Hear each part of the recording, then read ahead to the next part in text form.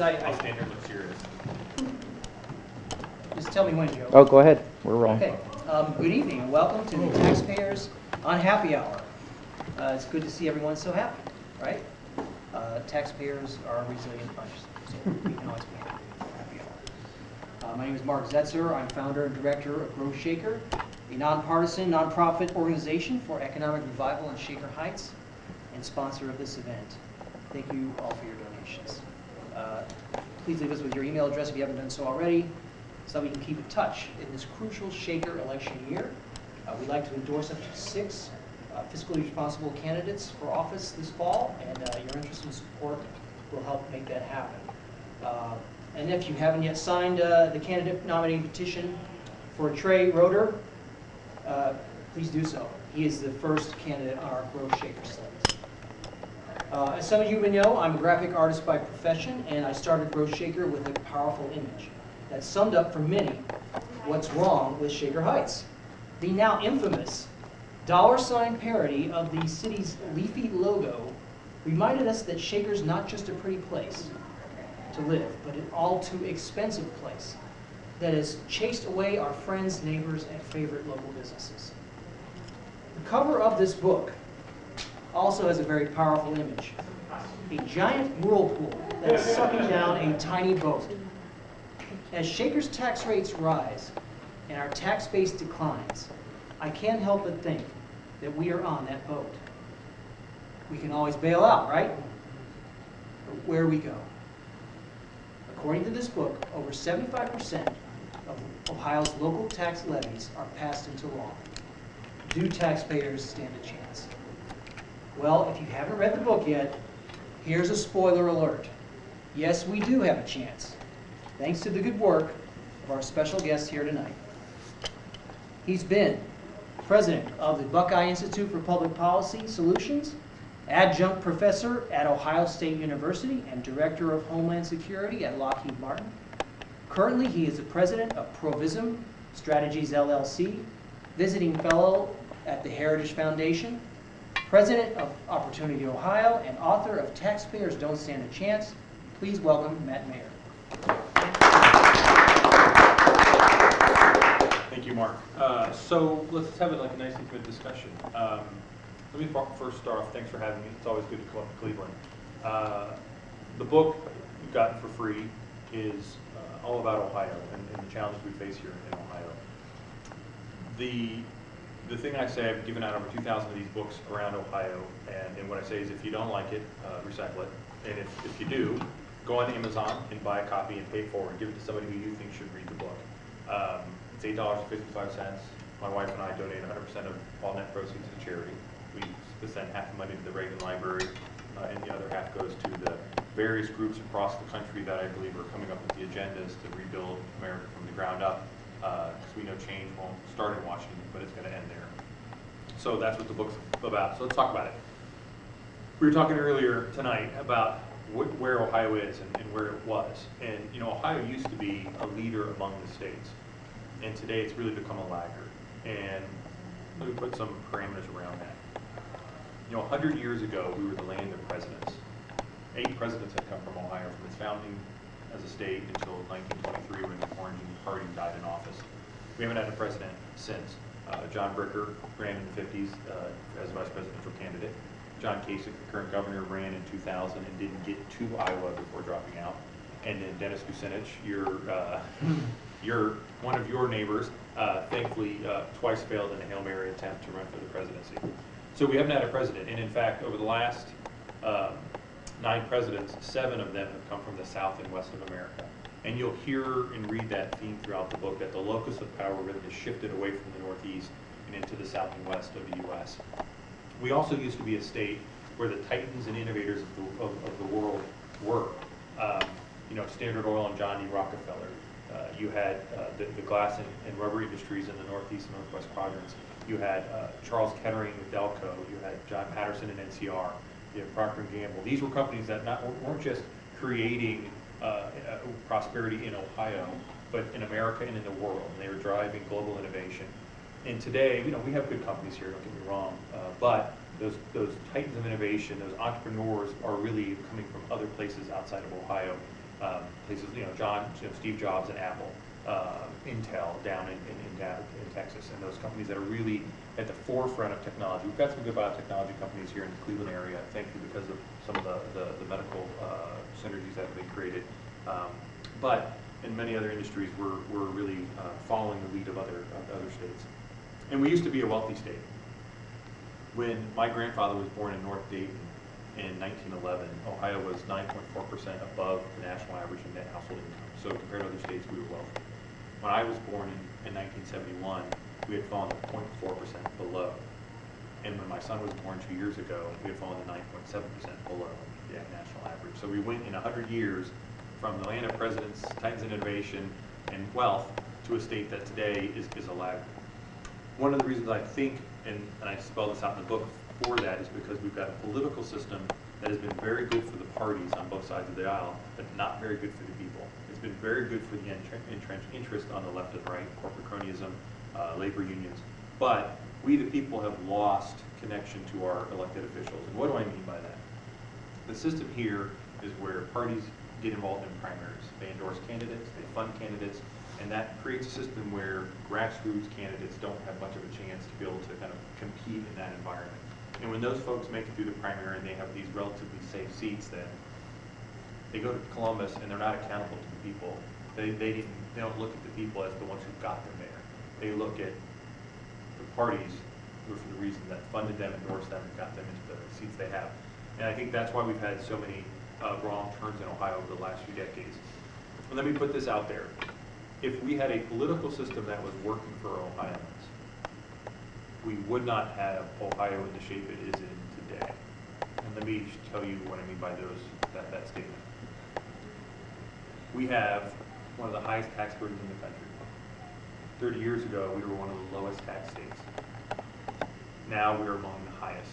Our local tax burden is the 7th highest in America because we have so many taxing jurisdictions at the local level: school districts, cities, counties, villages, fire districts, water districts, you name it. Each one of those puts a tax on our income and our property, and the result is we end up having this tax burden at the local level that drives our total burden up. The state income tax is actually not that high compared to other states. It's about the 29th highest in America. It's our local tax burden that drives our ranking to be among the highest. So we have taxes that are too high. Part of the reason for that is we've got government spending that's way too high. So if you look at state spending from 1990 through the governor's proposed budget he just put out 3 weeks ago, state spending will have gone up over 180% in 24 years. If you adjust for inflation, it's more than 60% greater than inflation. So you can do the math on that. It's more than 2% every single year, no matter what was going on in the state. And that spending went up at a time where, up until about 2008, when the last recession hit, our unemployment rate had reached record low levels. So it wasn't like we had a huge number of people that were out of work and needed help. Our poverty rate had also declined to record low levels. So again, we didn't have a huge welfare population that was growing, needing some help and a hand up, right? The dependency factor had decreased in Ohio. And unlike places like Colorado, Texas, Arizona, Florida, we weren't booming as a population, right? Florida nearly doubled its population over the course of decades. We actually have been pretty static. Our population has gone up about 1% over the course of year after year after year. So we just don't have a huge population. Why does it matter? Well, because if you have a booming population, right, you have to create more schools, more roads, more infrastructure, hospitals, all those types of things that serve that booming population. So we didn't have that here in Ohio yet. Our spending went up and up and up. But I will say to you, it did because they had revenue that came in and they said, well, let's spend it. And so they did. So taxes have gone up, spending has gone up. That might be okay if Ohio's private sector economy has been a strong, healthy system that has created broad-based prosperity where there's rising home prices, jobs are coming out of woodwork, and so people have more income to spend on goods and services, income taxes are bringing in lots of revenue. But the problem is we've not had a very strong private sector for some time. Look at the Bureau of Labor Statistics information. From 1990 to 2000, those are the Clinton years, the boom years. Ohio added jobs. Every state did. We added about 700,000 jobs. So it sounds great, but we're also one of the largest states. So when you adjust for that population, we had the 38th best job growth during the 90s compared to other states. During the last decade, the Bush years, the aughts, however you want to frame them, 2000 to 2010, we had the second worst private sector economy in America. We lost over 600,000 private sector jobs, second only to Michigan, right? Second only to Michigan. How are we doing the last 2.5 years, from 2010 to last month, December? We have about the 24th best jobs economy. So still better than it was, but still not where it needs to be. You add all those years together, and that puts us about the 46th best jobs economy in America. So again, you can't have high taxes and high spending if you have a private sector that's simply not creating the jobs and that allows prosperity to be spread broadly to most Ohioans. You know, we just got the Bureau issued numbers today, and Ohio's unemployment rate from December to January went from 6.7% up to 7%. So we're climbing back up on the unemployment rate. We have actually lost jobs since last July in Ohio in our private sector.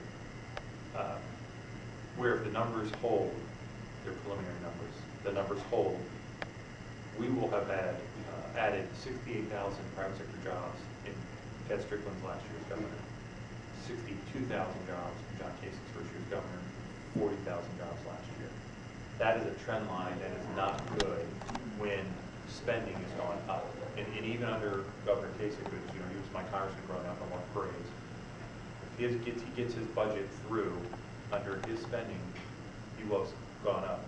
State spending will have gone up 24.4% in 4 years, getting greater than 6% every single year. We just can't have that. So we've got to get a system that changes how we're making these political decisions, and I think that happens with political reforms that get people far more powerful in the primary system, where the parties have to stay on the sidelines through the primary. Let them get involved in the general, but let's let the people decide who are the candidates, not the parties. You know, at the local level, and I know that's one of the things you guys are focused on, you know, in some ways, contrary to what you would say, the punchline really is taxpayers don't stand a chance at the local level. You may have succeeded killing one levy, but they'll put it right back on the ballot 3 months later. And what they do is, in the kind of intervening period of time, they crush you with what I call the emotional blackmail, right? They go around the table and they say, you know, you've got a daughter that's a really good athlete, and that's where you're concerned. Well, we're going to have to cut that program. We're going to have to pay to play. And you may have a grandson that's in AP courses, and what we're going to say is, well, so we're going to have to get rid of the AP courses if this levy doesn't pass. You may be a young parent and you've got a young kid in there that we're going to have to get rid of pre-K and all that kind of programs. And you say, oh, well, and you may have a kid who's into art or music or band, and we're going to have to cut those programs if the levy doesn't pass. And no more field trips and all these things. And what happens is that emotional blackmail, all they need is 50% plus one. And once they get the 50% plus one, which they either get at the second try or the third try, taxes go up, and that's the way it goes. And when we look in Ohio, in some cases, I'm sure here in Shaker, I don't know what the numbers are, so I think they're over here, but 80% or more of that money goes to compensation packages. And if you're not willing to tackle that issue, and you're guaranteeing 5, 6, 7% increases every year, whether it's through the combination of step, longevity pay, and just pay increases, as well as health care and pensions and all that stuff. The reality is you're going to have to essentially go through this battle every single couple of years, or right, they're going to cut the stuff. So you can't win unless you're willing to get people on a school board that are willing to actually take on that system. Let me put this in perspective. Most people think the levies are funded by the teachers union. It's the general knowledge of the teachers union. Go to you guys are in Cuyahoga County, right? Mm-hmm. Go to Cuyahoga County Board of Election and look at the last levy campaign grant run by Shaker, and look at who donated to that campaign. You will be surprised to find that it is vendors, contractors to the school district that actually fund the levy. It's not the unions.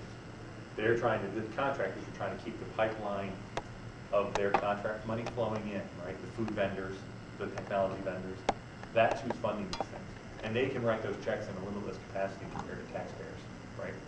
Now, where the teachers union gets into play is in that battle of reducing compensation packages, and why they'd rather say, we'll get rid of 3 or 4 really good teachers, but we're not touching pay. The reason for that is the OEA's dues are based upon the statewide teacher pay average. Right now it's about $63,000 in Ohio. So that means that percentage today translates to about $479 per teacher per year. If that number were to come down, that teacher average, so if they were to say, you know what, we understand, you guys can't afford, we're gonna lower teacher pay, and the statewide average were to drop by only $1,000, so now it's 62,000. The OEA would lose $800,000 a year by that single reduction. So do the math. If it's $479 per teacher per year, and it's 800,000, right? That means they'd have to lay off 1,600 teachers in a year before the math made sense for them to stop saying 3 here, 4 there, versus we'll take the pay reduction. And in Ohio, no more than 600 teachers in any given year are let go. So the math just never works in that favor. So right, so that keeps the system where they'll get rid of a teacher of the year in order to maintain the pay. And so this is where, so how do we fight back? And I think I would say to you, the way to fight back at that local level, you know, isn't to try to oppose levies, because you just can't you can't fight that system in perpetuity. It simply doesn't make sense for you to write that check, because at some point, right, you've written so many checks that it would have been cheaper for you just to swallow the levy. And I go through this in the book. If you're going to actually try to fight back and win, you've actually got to take over the school board. You've got to get a majority on the school board who will stand up for taxpayers and push back on not just the unions, but frankly the superintendents, who all seem to be perfectly fine being the Chris DeSantis, right, saying, oh sure, we're going to give everybody raises and we'll do all these great things. So you've got to have a school board majority that's willing to push back, and that's the way to fight back on these. And where that's occurred, there have been successes. Springboro down in southwest Ohio has a majority, and they fight back. And so that's the only way you're going to win these things. You know, I'll stop there. I don't want to speak at you the whole time here. The book has a lot more about it. You know, one of the things I think is critical to fixing Ohio, getting that private sector moving in a way that we need, is workplace freedom. We're not going to take on big labor and join Michigan and Indiana now.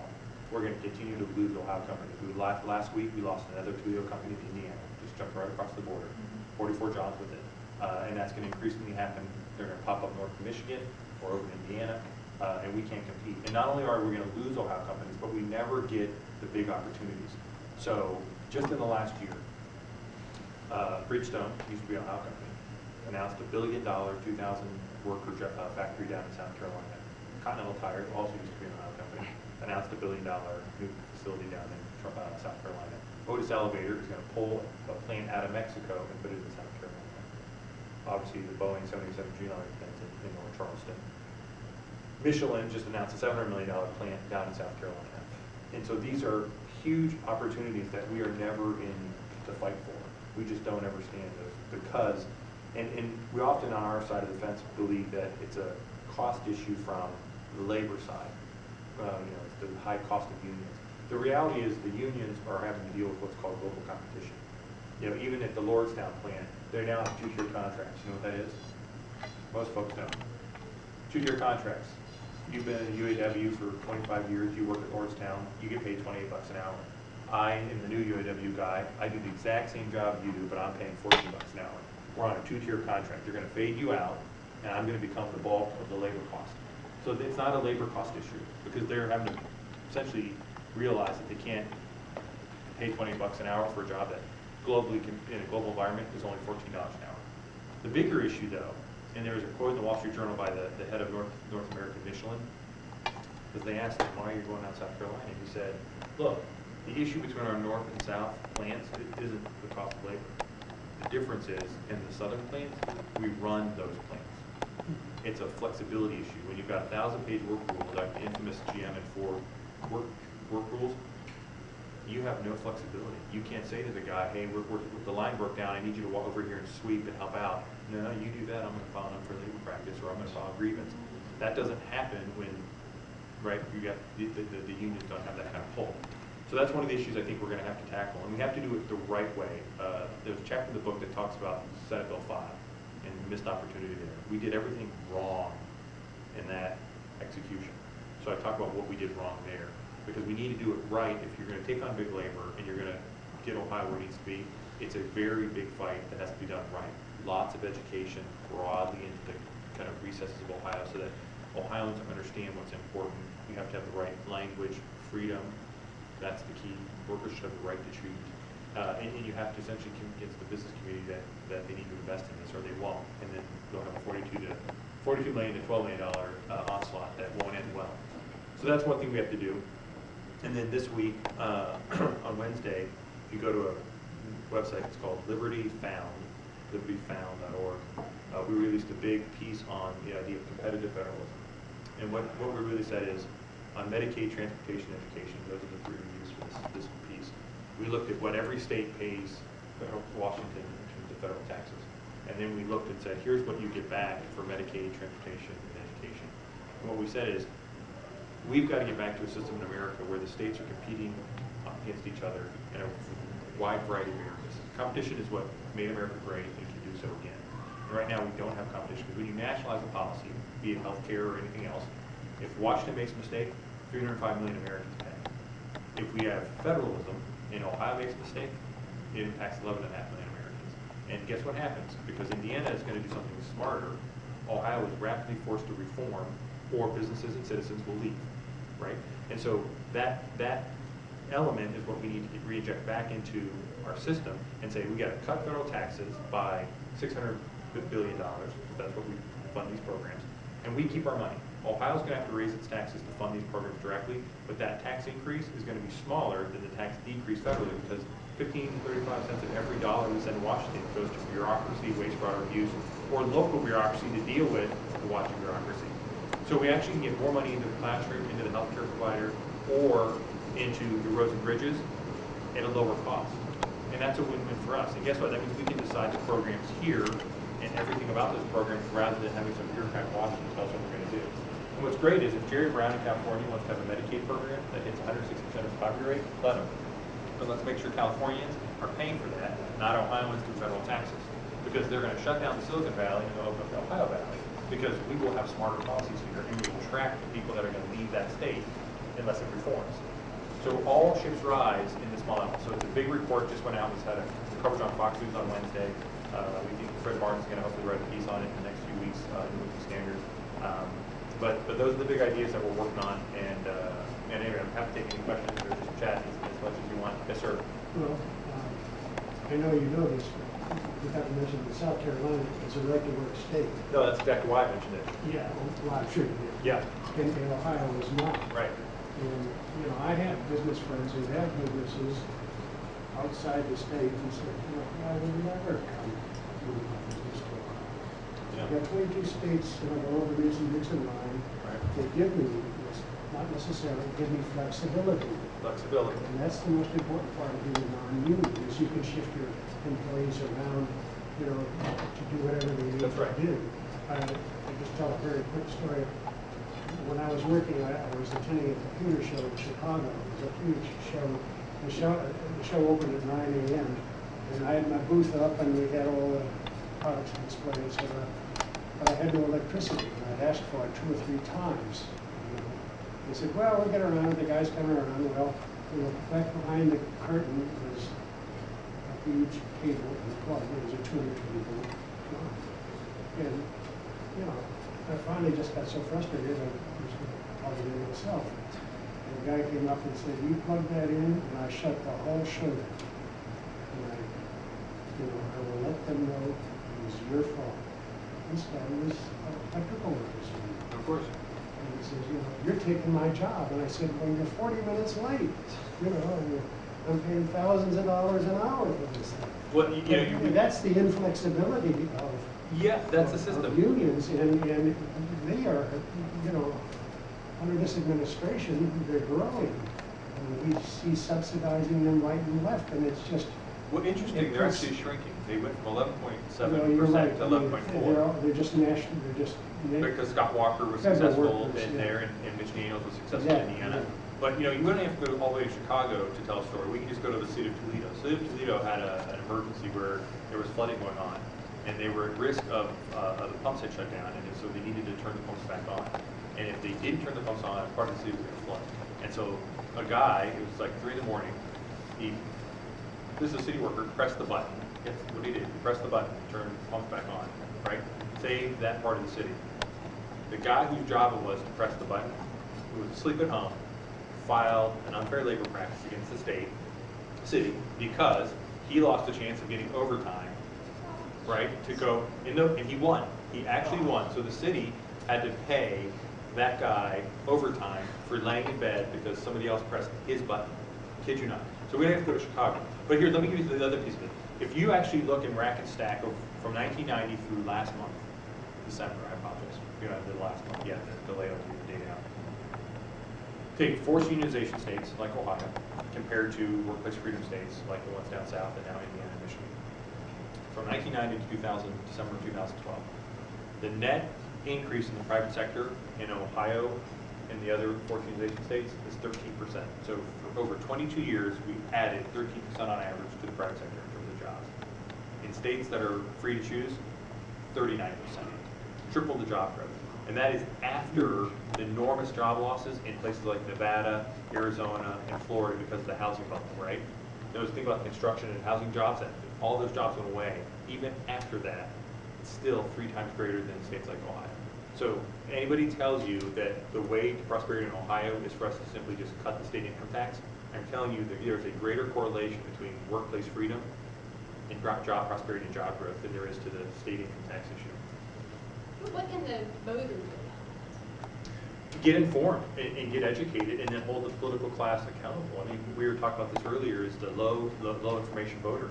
So many voters don't have the basic facts, and so that's what groups like mine are supposed to do, and we try to raise money to do that, where we can get out into the communities and educate folks on the big issues. Because if we don't, then what you have is the political spin by both parties that unfortunately kind of blur the issue and make it sound great. I mean, right now, great example, what I just told you about Ohio's job market, right? We've essentially been declining since July. Since declining, right? But if you were listening to Governor Kasich, you would be under the impression that we are doing great in Ohio. We have the #1 in the Midwest and 5th in the country, because what he's doing is saying, oh, we added 100, and this was before today's data, but we had 130,000 jobs added since he's been governor. Problem with that is, we're also the 7th largest state. If you don't adjust for population sizes, we're always going to create more jobs, even when we're the 38th best in the country than Vermont and South Dakota and North Dakota and Delaware, right? All those little teeny tiny states that only have 5 million, 3 million, 2 million people. So our job growth can look great if you just set a raw number. You don't adjust it for the fact that then it doesn't sound as great. And so that's where we have a real challenge to make sure that we are getting that information out. And that's partially why, you know, I go all around Ohio handing out 2,000 copies of this book, is to educate folks so that they get the facts and we can make better decisions politically with who we're putting up in office. Well, I think, you know, one of the things that's missing, you know, I understand and I agree with everything you're saying, but Ohio is suffering from, there was a huge job engine driver decades ago across the way. It was the United States automotive industry in Detroit. They were all there. And we made, you know, the engines, the valves, we made the frames, we made the wheels, and just sent them across the lake, and we were making a fortune because they were making a fortune. And everybody was buying American cars. I used to consult for some of the automotive industry in those days, and the Japanese asked me to set up a forum with them, and they wanted to ask General Motors, you know, how to get into the automotive market. And I remember this was their first night. General Motors says, you'll never break the American automotive market unless you have dealerships all around the United States, because buyers want to know where they can take their car when it breaks down. And the Japanese said, what if we make the car that doesn't break down? And everybody laughed. Oh, you dumb. You know, and now we know what happens since and then. that's gone. Yeah. All that is gone. Now, it's still the United States, but it's in the 22 states that are Mississippi and Indiana and Alabama. Down there, it's not up here. Yeah, Mercedes, and BMW. So you can only hold Kasich's, you know, responsible for so much. That Oh, huge, my goodness, he's only been there for 2 years. You can't that say. huge job engine is not there, and there's nothing on the horizon that's going to replace it. That's right. No, that's exactly right. And that's why in the book what I say is, and this is people don't like when I say this. And somebody asked me, "Are you crazy?" I was on a show and they said, "Are you crazy? Are you saying essentially every governor is to blame?" I said, "Yes, that is the case, because if Jim Rhodes had made better decisions, and Dick Celeste had made better decisions, and George Voinovich had made better decisions, guess what? As that car manufacturing business started to go away, Ohio would have been on the cusp of the next thing, and we never were." And that's been the problem, is the decisions that got made at that level over the course of decades were not the right decisions, right? We didn't have the folks that really looked over that horizon and say, how do we create an environment that captures the next wave and then the next wave. And other states have done that. And that's where, you're right, it's not, John Kasich's only been there for 2 years. He can only do so much. I think he's putting out lots of bad policies, and I say that as a conservative. But he is not to blame for the state of Ohio today. Now, it's not getting better, and that's a problem, right? That's a problem. And workplace freedom, in my opinion, is one of the key issues, and he opposes that for Ohio. Well, that's a problem, right? If we're not going to take on that He issue. opposes workplace freedom? Workplace, he absolutely does. You mean a right to work state? He absolutely does. Why? Not only that, he actually has called donors Why to try to does he stop say that that? ballot initiative from happening. Why is he against the right to work state? I don't know.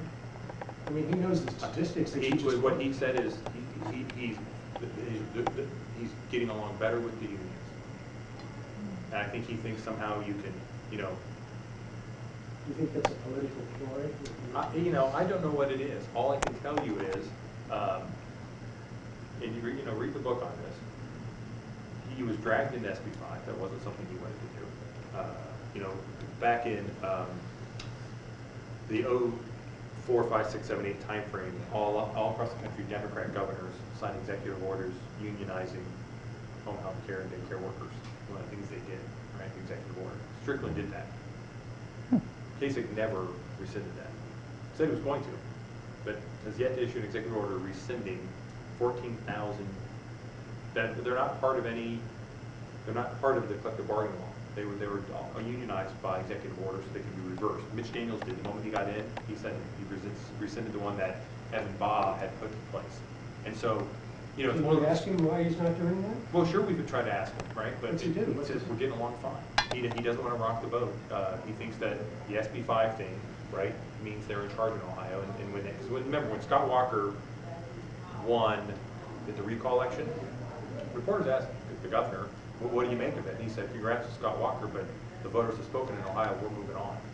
Well, that's great, but guess what? When you're moving on, that means the rest of the country's moving on past you because you're not competitive in the business world. And so if you're not willing to fight the big fight, what are you doing, right? And you have to do it the right way. This is not something you rashly do. You've got to be smart because it is a very difficult battle. But if we don't fight the battle, we're going to be the last one to do it. And that's the lagger problem in Ohio. We'll always last to the table. And if we're last to the table, well, we'll get the scraps as the next thing moves on, and right, then we'll be last to the table to that.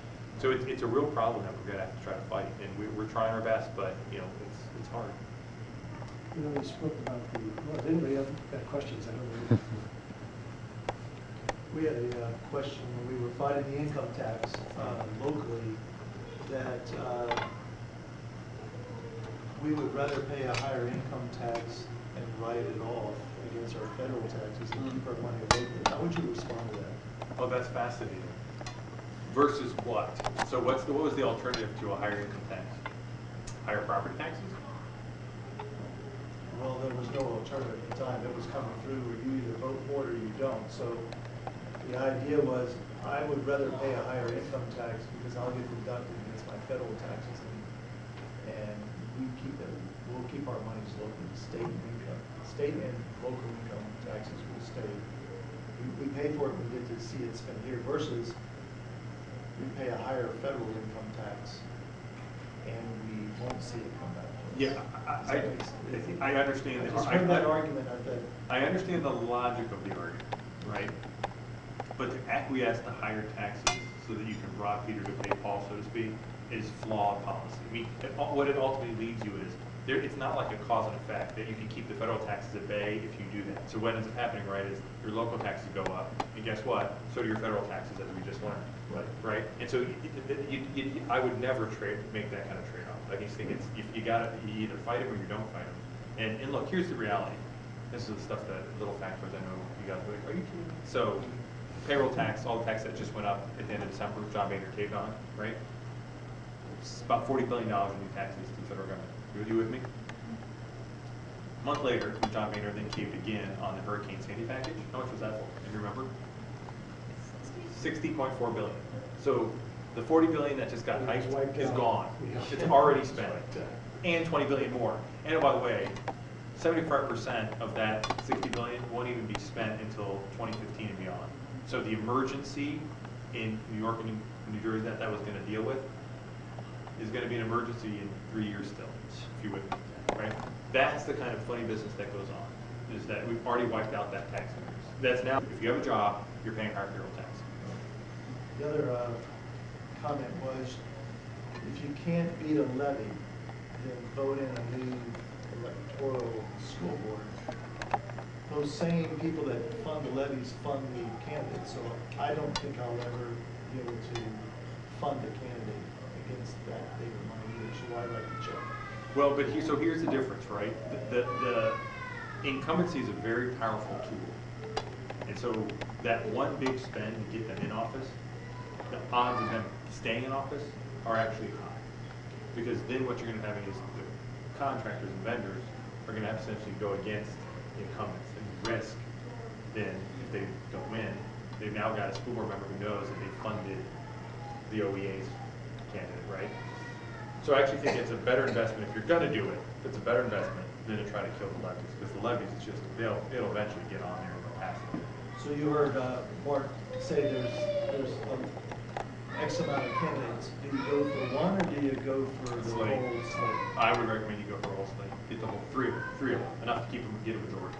And you know, there's a great example out of Illinois, believe it or not. A suburb of Chicago, and this group ran as they call themselves America's Team, and they ran as a group, and they ended up winning.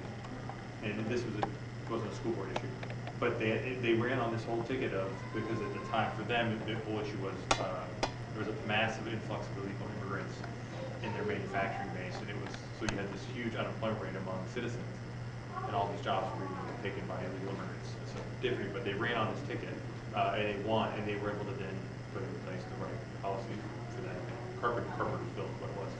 And so to me, if you get control, that's how you then fight the system back.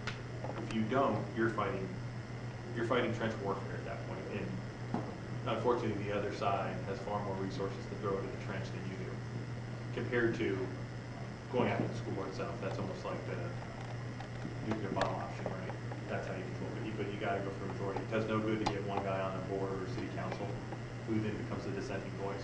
You know, Shaker's school board is really controlled by the superintendent of the school. And first, the school board doesn't take any salary. So these people generously, get on the school board and show up in bureaus for nothing. And of Well, course, it's not exactly nothing. Well, they but- get credit in the system for a pension. yes, but, and of course, there's a limit of how much free time each person can devote Yep. to that. So the superintendent is sitting there, and he has access to all the data and the statistics and the details of what they want to do. Mm-hmm. And so when they decide they want to do something, change a policy or something, they have to go to him to get the data, and he feeds the data out to them. And Right. and in many cases, he'll say, listen, you want to spend some time at home, I'll take care of all these details and I'll set it up for you. Right. In other words, he deals it out the way he wants it to come out to protect him and his teaching staff, and so he doesn't have any changes. Right. And he basically controls it, but in a very subtle, slick way, because he takes the load off of these teachers who again are not collecting a salary like the city council is. And so he has control of it, and he just maintains the status quo year in and year out. And then Shaker Heights, our growth program here, is highly dependent upon the quality of our schools, which is going this way, not this way. There's still pretty good schools based nationwide, but they're not nearly what they used to be. So this is a factor of trying to grow the city. That's always has been a magnet for people coming to town saying, where are the best schools? And it used to be, oh, Shaker Heights. Not so anymore. Well, And so we've got this cost problem, and since the superintendent's in charge, he tells them what it's going to cost to keep the quality of the schools well, up. of course. And they say, okay. And so they don't listen to us, the voters, they listen to him. Because Well, he wants, but that's why it's important to splash a little sunshine into the process, right? That's why on our Opportunity Ohio website, we've got the K-12 salary data, so that you can look to see what teachers and administrators are making in Shaker, what they've been making since 2004. You can see, we provide you the data on lots of stuff. That's the sheet over there. Because all that data is actually available. It's the Ohio Department of Education. Right. You just need somebody who can pull it out. Right. And we did that for you guys. And how many school districts do for you? 6? So there's six school districts in the area. The right ones. And so the data's there, so all you gotta do is take a look at it. So it's there. Hi, come on in. Hi. Good. And your comments are true of how the city runs too, even though All very schools parallel do comments. that. I just want to make sure you. And many of these people, you know, when they get on the school board, they quote the politically correct things. We could run Shaker Heights School much more efficiently and Sure. effectively for less money. Well, They and that's, really could. yeah, well, I think that's gonna They know that won't sell to the public, so they say, oh, we need this because we want to keep the schools free. We probably need it. well, but the issue is, you know, you've got to make the case that it's not the money that's driving the results, right? And you know, the data's pretty strong on this, that school performance is based upon 3 factors, and it's not money. It's engaged parents, kids ready to learn, and good teachers. Now, money plays a factor in that third, right? You want to attract good teachers, but most teachers that I know, including my sister and my sister-in-law, didn't get into teaching because they wanted to get a great pension or they wanted to, you know, make a ton of money. They were going to get 6 figures. They got into teaching for a cause, and that's why I think most teachers aren't in that. And it's not greed, right? Now, look, none of us say, oh no, don't pay me more, right? And so the issue is to say, why are our schools good? Why were they good? There wasn't more money. We had less money back when the school was doing better. So how do we make sure that we get back to engaged parents, kids ready to learn, and good teachers? That's the thing that's going to drive success, right? And it gets you away from this issue where it's all about money, right? You're focusing on what brings quality to a school system. What brings quality to any business, right? But I agree with you that the teachers come in wanting to teach kids, basically. They don't come in and say, I'm going to get rich, I'm going to be a teacher. Sure. They're smarter than that. However, after they're there for a few years and they get married and they have a kid, and they're sitting down with their budgets at the kitchen table with their husband and say, you know, we need more money next year. You know, well, then they're going to succumb to the unions and pushing them for more money. I mean, you know, this is kind of human nature. As you get older, your costs of living go up as your family grows, and you're going to say, well, you know, I didn't come in this for money, but I'm here, I got my career, and I need more money. Yeah, but so think about this, right? Why isn't the argument to those teachers you know, we should be able to pay you more money, but we can't because we've got to pay you exactly the same as we pay another teacher who isn't as good as you, who doesn't go above and beyond, right? I mean, the system we have today is a really odd system. We don't care about quality. The problem is merit pay. Well, no, that's not the problem. That actually is part of the solution. Well, the yes, problem but I is mean, like the grid, right? Oh, well, you know, you've been teaching for 10 years, you have your master's degree. We don't care where you got your master's degree. We don't even care if you got A's in your master's degree.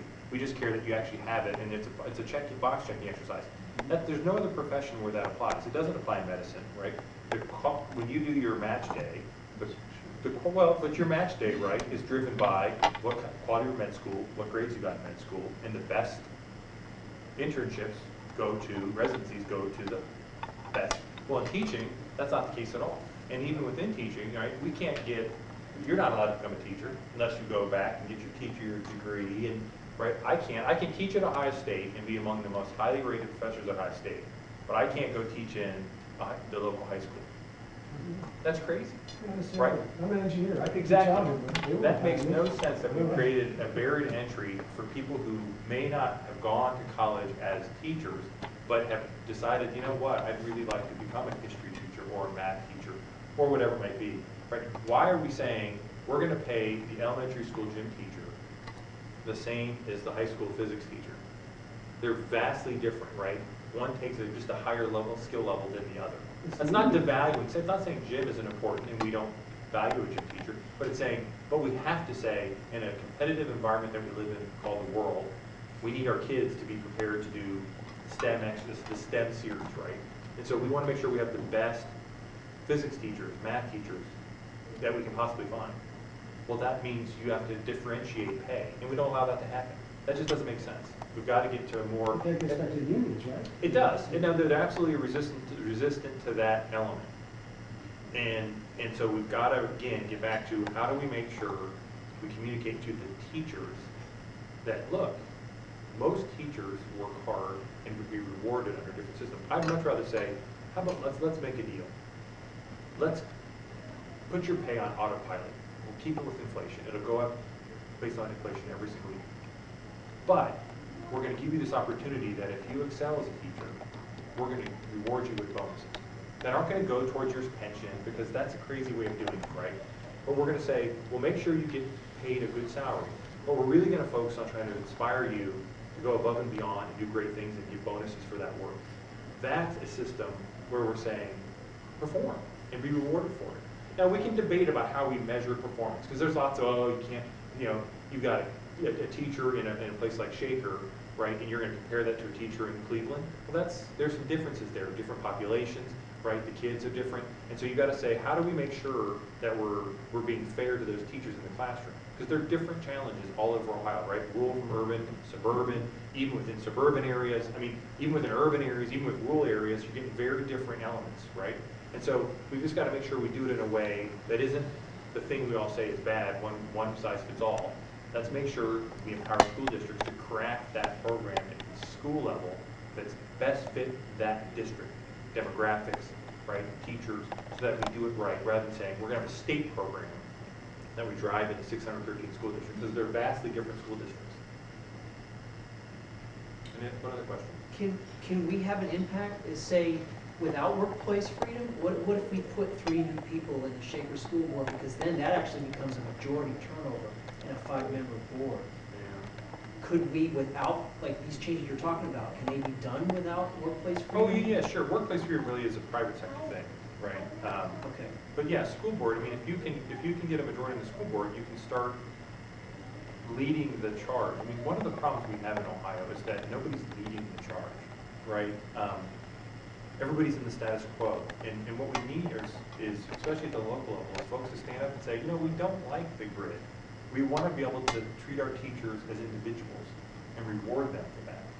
And we're going to lead the statewide fight to get rid of the grid, so that we can get to a system where we locally can design it in a way collaboratively with the teachers that makes sense for our school district.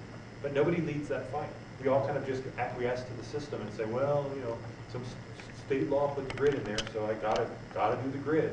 Well, that's not the way we get real change in America, right? You gotta actually push back and make some changes if you want to actually get us to that next evolution, which we need to do as a country because we're stagnant. We can initiate that from the local level? From the local Of school course board? you can. There's nothing prevents you from fighting the right fights, right? And then I like that because it's not about the money, it's about It's never how do we about- reward good teachers, like the one Right. Shaker teacher And put can on have a music control of video. your district. How do you have control of your district so that you are free of the federal and state mandates that limit your ability to do locally based programming? I think we say we believe in federalism, right? We want government closest to the people, but yet we acquiesce to a system that is increasingly nationalized. And again, as I talked earlier, if there's a mistake made by the federal government, it hits 305 million Americans, right? There is no It's break, happening now, we're all paid through the nose. right? Whereas if we make a mistake at a state level, then only the state's impacted. If we make a mistake at the local level, only those people are impacted, and guess what? Because the school districts around you will make different decisions that will be better, you're going to be forced to reform, or parents and businesses will leave. We see that all the time. Everyone thinks that California has had a mass exodus of businesses and wealthy people. It's actually not the case. The businesses are leaving, but it's not the wealthy. The wealthy can actually afford to deal with it. It's the poor and middle class that have been exiting California for the last decade. They can't afford the homes there, and they can't afford when the jobs have gone away. They're the ones that are hit the hardest, so they've been leaving and going to other states. So people vote with their feet all the time. What I would say is, if we free the states and give states that power, we have more accountability, because look, it's easier for us to go and petition the governor or the state legislature than it is Washington. We know that, right? It's just it's just local control. We have more transparency. We can get the data far easier here than we can in Washington. And what's great is, right, we can make the changes here, see what works and what doesn't, and then learn from each other. You can't do that in a nationalized system that is one size fits all. It just doesn't work. And that is what we've got to over the course of years, is we've nationalized more and more policy, which means the states only compete on the margins, rather than in a broad, right? And you think about, you know, whether it's the 10th Amendment or it's James Madison and Alexander Hamilton, the Federalist Papers. I mean, what they talked passionately about was that the locus of power in our lives was going to be at the state level. The locus of power in our lives is absolutely not at the state level anymore. It just isn't.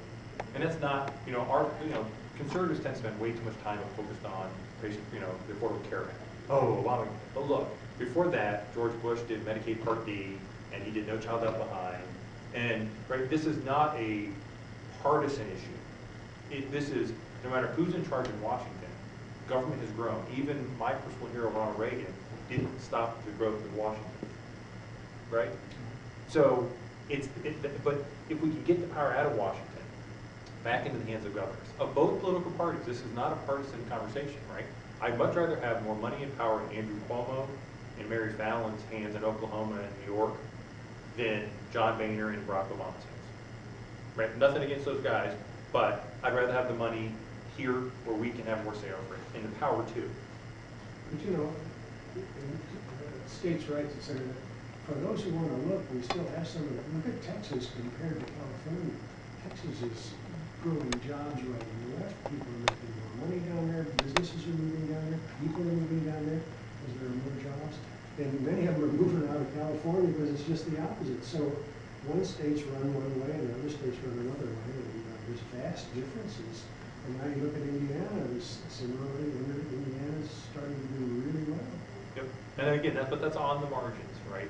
Imagine if they were really fighting over. Imagine if each of us in our kind of looked at our paycheck and the biggest number was a state tax instead of the federal tax. We'd care a whole lot more who we're sending to Columbus, right? But right now it's the federal tax. That's why I don't care where you go. You know, I remember during the October when I was doing the book tour, I'd go and people would just wrap around the axle about Battleground, and I just said, I just got to tell you, I don't really care. I'm more interested in what's happening in my own backyard at the state level, because I got to tell you folks, that's where it really matters. That's where the change is important. But we've so got ourselves conditioned because, again, I believe we look at our paycheck and it's that federal tax. So that drives everybody's focus to Washington naturally, while we kind of ignore that John Kasich's increasing spending by 24.4% in 4 years. Oh, okay. Well, that's okay, I guess. I mean, how's that any worse than getting $16.5 trillion in debt? Somebody's still got to pay that, right? And how do you fight? I mean, Washington's got everybody's attention. I mean, you know, they get up and speak and they make a new policy, et cetera. And yeah. everybody's focused on Washington. They're not focused on Congress. Well, we are focused on it. That's why, you know, we just did this piece this week calling competitive federalism. And we've got 29 states that have signed on, groups of 29 states that have signed on to the program. And we've got invitations from 17 states to go in there and sit down with the governors and the legislators to start talking about, again, both sides of the aisle, saying, look, wouldn't you rather have more money and power? I mean, this isn't a partisan issue. Wouldn't you rather have more control over your Medicaid budget than you currently have? Right? It's one of the top issues in state budgets, and governors have very little control over what happens. And this is not, Medicaid expansion is a different beast entirely. Forget for a moment the whole Affordable Care Act Medicaid expansion question that Ohio is dealing with now. Even before that, Medicaid is the Pac-Man of state budgets, and yet governors have so little discretion to deal with that, right? I think that's wrong. I think we don't need Washington to tell us how to take care of our sick, or educate our kids, or figure out which roads and bridges need fixed, maintained, expanded. I think if we kept our money and power, we're going to figure that out, and we're going to do it smarter than the state next door. Because if we don't, we're going to figure out what they did, and we're going to do it, and we're going to reform. We can't do that in the current system we have. keep ceding that power to Washington. That's why That's why we've started this national movement, and we're going to go around and we're going to get governors, both parties, to start pledging to move this advance forward and get their congressional delegation to say we're going to do this. And this is a short fight. We've got 80 years of nationalization that has screwed this country. So this is not a short fight. It's going to take us some time. But look, if we don't do that, we get one guarantee we can know: greater federal deficits and debt, no matter who's in charge, right? And that means our kids and grandkids are going to have a greater burden that at some point they're going to have to deal with. And that is not how we're going to get America back on track. We get it back on track by saying, cut federal taxes, give governors power and money, Because again, we're gonna get rid of that bureaucracy, that 15 cents, 35 cents of every dollar. So we're gonna be able to get more bang for our buck, more money into the healthcare provider, the classroom, and in the roads, at a lower cost, and we'll get better value because we'll have more competitive at the state level than we can have in Washington. It's a fight, it's the only fight I care about. That makes sense. Let me ask you, what do you think about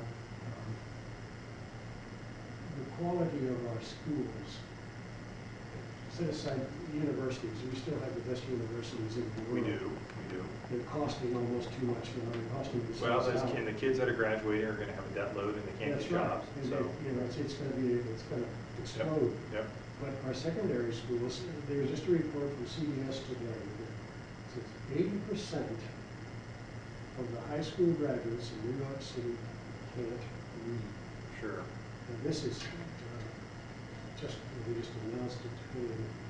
They find that these high school kids graduate from high school, they go to the community colleges, local community colleges, and this is where they discovered it and did the research, and they said, you know, well, why can't you handle this? This is pretty basic stuff. The kid will read a paragraph and we'll ask him, well, what did it say? He doesn't know. I mean, these are high school graduates, 80% of them, this is their disposition. Well, you know, nationwide, we ranked 17th in the world in our public school system. Sure. But part of the problem with Shaker Heights schools is we have an achievement gap. We can't get some of the kids, you know, and to mainstream them. I think the big problem, I've seen it in Shaker schools, is that at the third grade, all teachers will tell you at the third grade, the kid stops learning to read and reads to learn. He doesn't stop learning to read, but he shifts from learning to read or using reading as a tool to learn. So he must be somewhat proficient at the third grade in reading. If not, he's not going to learn beyond that. What we do is social promotion. We don't care whether he can't read in the third grade. We move him on up anyway. And then we have achievement gaps in history and social studies and math and all these other things in the 10th and 12th grade. The biggest problem is not that they can't do history, it's they can't read. Yeah, so look, this is where the conservative movement has been deficient, right? Because for the conservative movement, our answer to K-12 education failure has been charter schools and vouchers. Oh, if we just have the money for the kid, magically things are going to change. And let me just tell you, you cannot fix from 8 to 4 Monday through Friday if what happens from 4 to 8 isn't working. And you've got too many young kids who come to school with the wrong mix of proteins and carbohydrates in their body. They don't get enough sleep, right? They're watching too much TV. And all those things, there's not a single, you can't spend enough money in the 8 to 4 p.m. time frame to solve that problem. The way that problem gets solved is in communities. And what we've done in the communities over the last several decades, in my opinion, is by nationalizing so much of our community-based system, is we've essentially made sure that community service groups, they don't see that kid as their client. They see the federal grant that goes to that kid as their client. And so we've taken churches out of the game, we've taken community groups that used to be very attuned to their communities out of the game and replaced it with federal grants and federal requirements. And it's not working. And look, You say they don't see the kid as their client? Absolutely not. The kid is a pipeline for a grant. The kid is a number that gets them more grant. Well, in this place, what is their client? The federal government, the one who's giving them the grant, right? And to me, that's why, Head Start doesn't work. Why doesn't it work? Because again, you can't pour enough money into a 8-hour time frame that compensates. I mean, look at it this way. Studies come out that if you've got an inner city kid who goes to kindergarten, and for 75% of them, it will be the first time they open a book and are read to. When my kid hits kindergarten, he will have been read over 3,000 books, some of those multiple times, right? But on average, he's getting at least 3 to 5 books every single day. And so how do you expect that kid to compete against my kid, Well- right? No, and there's no amount of money that happens from 8 a.m. to 4 p.m. that you can fix that. So what we've got to do is stop having the panacea of vouchers and school choice to try to fix a problem that is a different kind of problem. It's a community issue that will take community action, not more school money to fix. That's my 2 cents. Everything you say, I agree with, is true, but I think there's an alternative way. Granted, I mean, kids come to kindergarten with huge discrepancies in their, I mean, some of them can count, and they know their alphabet, and they know colors, and others don't, et cetera. But I think that by the time any kid gets to the 3rd grade, and if he can't pass the state reading test, you don't socially promote him onward and upward. But let me finish. But you're putting so much pressure on a little 8-year-old. That 8-year-old, think about this, when that 8-year-old hits kindergarten, right? If the average vocabulary of that 8-year-old has been exposed to is 5,000 words compared to my kid who's at 100,000 words. I've read those studies. You can't possibly jam enough into that kid by the 3rd grade that you're expecting the kid to be able to do it, right? That's a different issue entirely. Okay, but I didn't finish the point. When that little kid gets to the 3rd grade and he still can't read well enough coherently to pass the state test, you don't push him on up into the school system. He just costs you more money, and he learns less and less anyway, and he eventually drops out. And that's a tragedy. It is. What you can do, though, is say to this kid at the 3rd grade, look, you know, you need to learn to read. If you learn nothing else, geography aside, you know, social studies, that's not nearly as important as learning to read.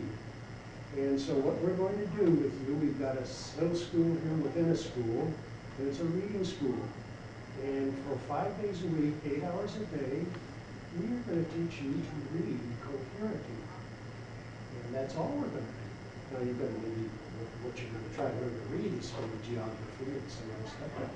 We're going to teach you how to read. We're going to teach you phonics, and we're going to do it 8 hours a day. And you're going to be surprised because at the end of a year or so, you're going to be able to read and you're going to like it.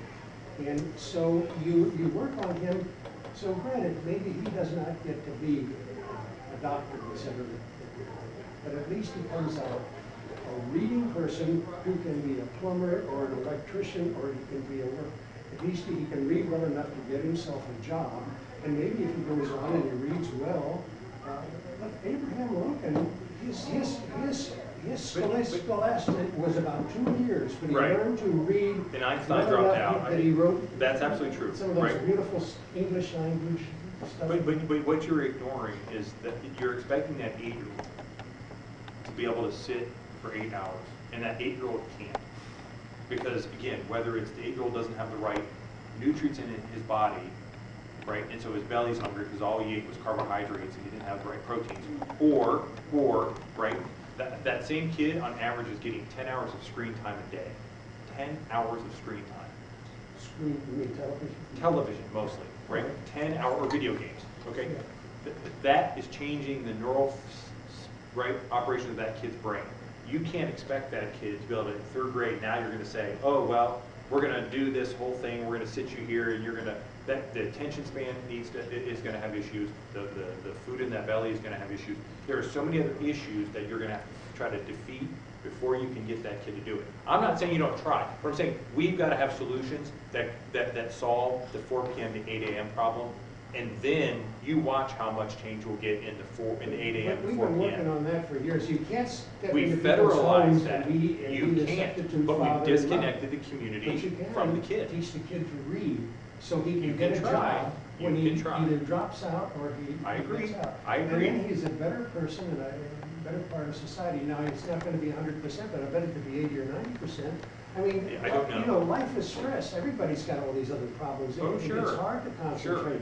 But, you know, we have teachers that are skilled enough that can make it interesting and turn it into games and change the pace, et cetera, long enough to keep the kid excited and learning about, I mean, I we understand. can solve those problems. All I'm saying is your solution better be more comprehensive than making a kid sit and try to read for 8 hours, because there are greater problems that kid needs help with, And those are things we've disconnected But from one of the our greatest communities. problems is it can't read, and that's I kind of understand. killing. Okay, 7:30. I understand, I understand, and we're in violent agreement on that. I don't disagree, we need to teach the kid to read, trust me, I get that.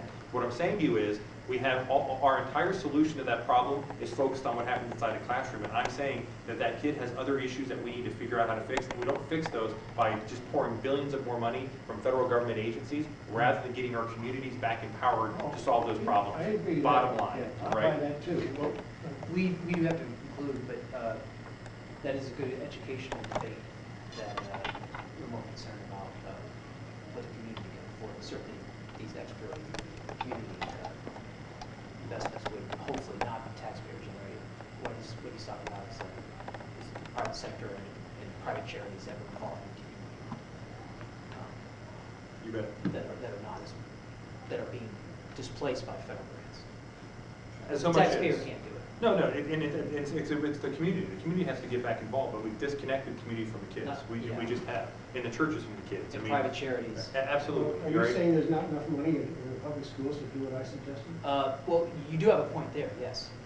But, I say there is. yes, There but may be, we there want. may be, but that's not what the focus of this meeting is about. Exactly. So thank you. Sit back for a minute. Sorry about that. Were there any other Yes. questions from the group?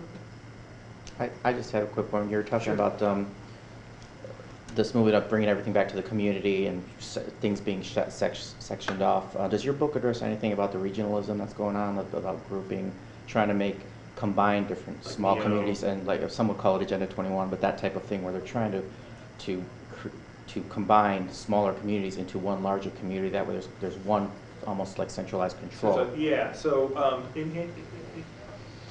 I'm a big adherent to the idea of federalism, right, local control. But I do say in the book that we've got to do some consolidation, and not from a regionalization standpoint, but, you know, we have 613 school districts in the state of Ohio. You know how big the smallest is? Anybody? 14 kids. Kelly's Island. 14 kids. Well, guess what? If you have 613 school districts, that means you've got 613 superintendents and 613 deputy superintendents and treasurers and school boards, and I would propose to you. I heard that microeconomics was a successful. Yeah. What was it? Did you know what you said? We get this down to the local level. we'll be You able to- can, but right, if you go too local, then you create Okay, inefficiencies. so there's a bottom. There's going to be, but we've I didn't got hear to. that part. Yeah, we've got to find a happy balance, and I would say to you that when you get a situation, we looked at this, we used Marion County as an example, actually, where we looked at every government entity within the county, Marion County, and we tried to figure out where could you find efficiencies. And so, for example, there are 5 school districts in Marion County. If you combine 4 of the 5 that are the rural ones, the only person that actually has to do more work is the superintendent, has to drive further to do his or her job. But you don't need all that administrative overhead, and you wouldn't lose a single school, no mascots, all the tradition that people get jacked up about, right? Oh, you're going to take away my school, and we want, that all stays. But you can be more efficient in your busing. You can have your less administrative type, which means you can keep your taxes lower, right? And that kind of analysis is something we need to do more of, because it's not regionalization as much as saying, well, why do we have 613 and do we need that many? Or why do we have 88 counties? Well, because back when the counties were designed, they made it a rule that you had to get from your house to the county seat and back within a day's horse travel. Well, guess what? We stopped traveling by horse about 100 years ago. So we need to look at in such places, but it has to be a smart decision, right? Because sometimes, actually, if you try to consolidate it and you're not looking at the right numbers, you actually increase your cost. So if you were to say combine, and this is why we kept the Marion School District out of the rural ones, because what ends up happening when you combine that is the heavily unionized Marion actually increases the cost of the other 4. Because, right, you have to normalize the teacher pay, and you actually drive up costs. Same thing with police forces, firefighters. So you've got to be smart about it. But you can find that equilibrium, right?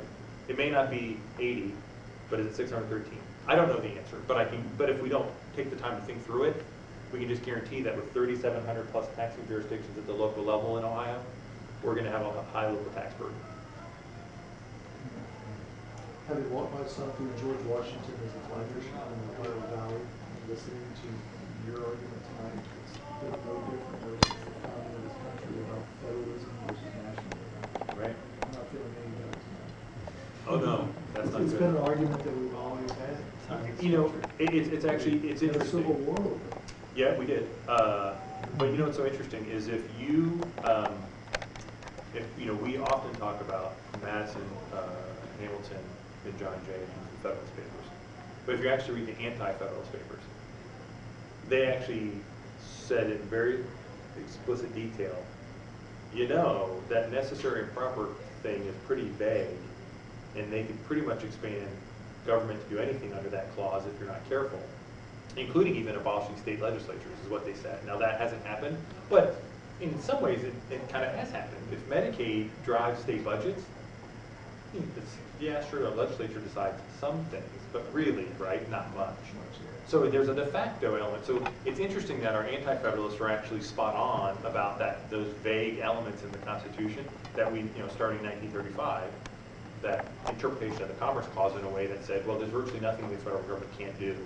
And of course, we had that with John Roberts more recently. But that has created this issue. And so it is a fight, but what's often happened is because of the kind of rush of what would be the progressive era and then the New Deal because of the Depression and the Great Society, we kind of got away from us. And now the answer is, well, are we going to call back or not? If we don't fight that fight, I will say to you, our ability to come back from the precipice is limited because there just is a $16.5 trillion debt. It isn't going to get smaller no matter who's in charge unless we get the power out of Washington and have this competitive spirit that lifts all boats. In the book, you describe some pathway of how we can pull this back to the state I level. do. Or would you know, No, the book, chapter 10, is 7 solutions. So, and it spells out what to do and what the action needs to be taken for us to do it in Ohio.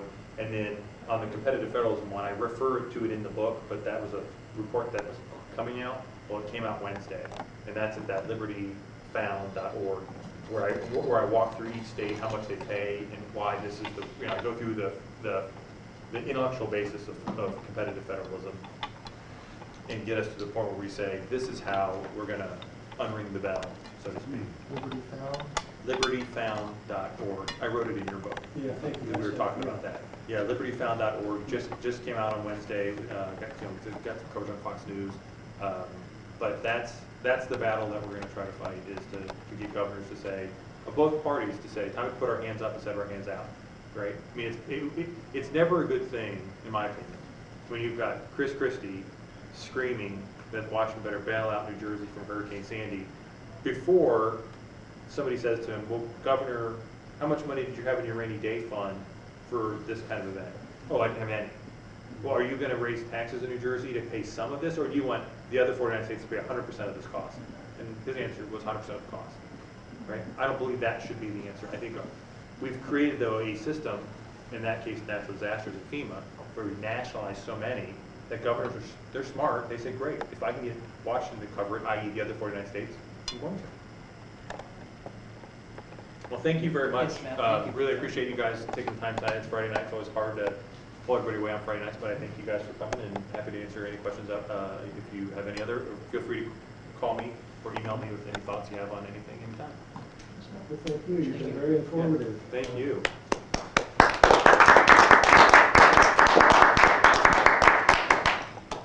So what can we do to get you some light mix of protein?